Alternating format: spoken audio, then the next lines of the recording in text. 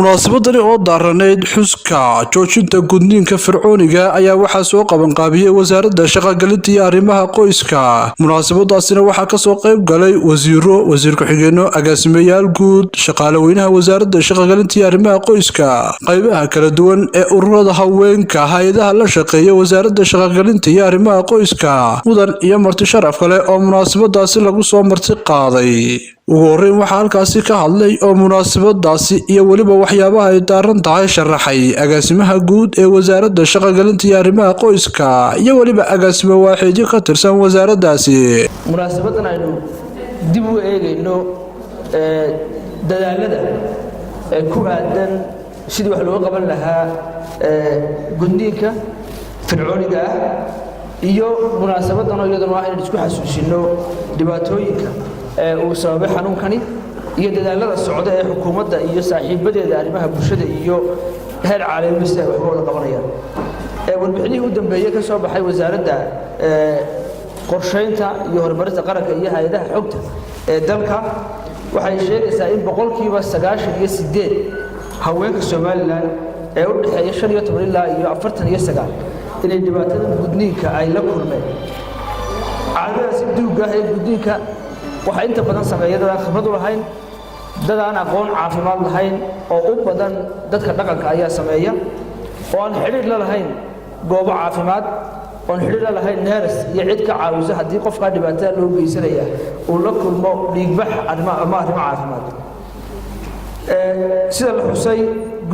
gudniinka fircooniga ama gudniinku ma laha waxtar caafimaad, wuxuu siyaabo kala duwan wax yeelaya caafimaadka gabadha iyo haweenka. 2012 bay bilowday wasaaradda shaqagelinta iyo arrimaha bulshadu iyadoo ay caawinaysa hay'adda qaramada midoobay UNFPA maadaama ay xil saaran tahay dhammaan tacadiyada,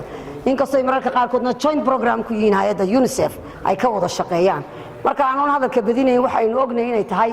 siyaasaddaasi waxay xambaarsan tahay in hablaha aan la taabanin zero tolerance waxa afka qalaad lagu yiraahdo. wasiir ku-xigeenka wasaaradda qorsheynta qaranka Soomaaliland iyo waliba wasiir ku-xigeenka wasaaradda xanaanada xoolaha iyo horumarinta kalluumaysiga oo halkaasi ka hadlay ayaa yiri horta caadadan waxa ahayd caado muddo dheer soo jirtay oo mataqaana hadda ka hor ahaydba wax aan laga hadli karin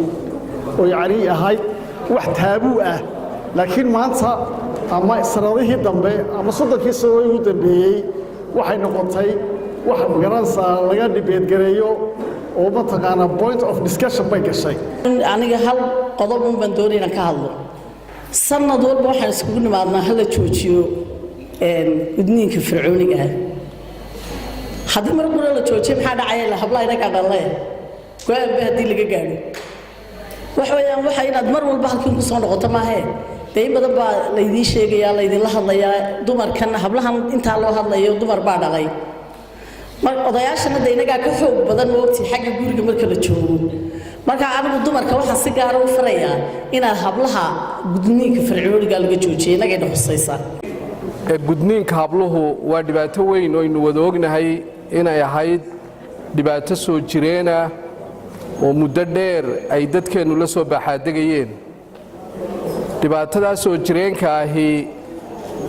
halka ugu weyn ee ay saamaysaa waa dhinaca caafimaadka. wasiirka wasaaradda diinta iyo waqaafta Soomaaliland Sheekh Khaliil Cabdullaahi Axmed, wasiirka wasaaradda shaqagelinta iyo arrimaha qoyska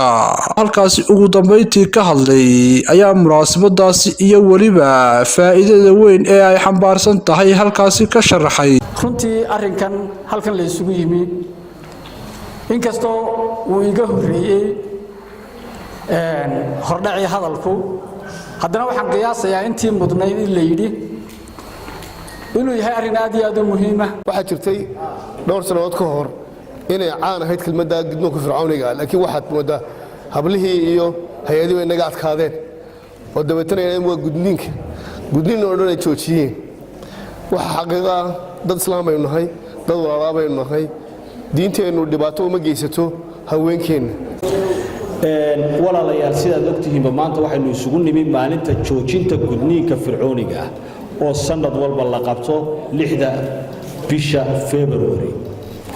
haddii aynu isweydiino maxaa loo xusaa, maxaynu se ka faa'iideynaa,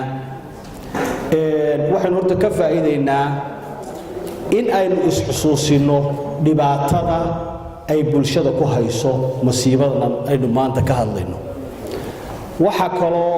aynu isugu nimi inaynu iska wareysanno sidii uu sheegay agaasimaha guud halka ay marayaan dadaaladii lagu ciribtiri lahaa gudniinka fircooniga ah iyo inay halkan ka soo baxaan taladii lagu soo ciribtiri lahaa gudniinka fircooniga ah sidii horeba loo sheegay daraasadii la sameeyay waxa ka soo baxday in boqolkiiba 89 waxa leeyahay 98 la gudo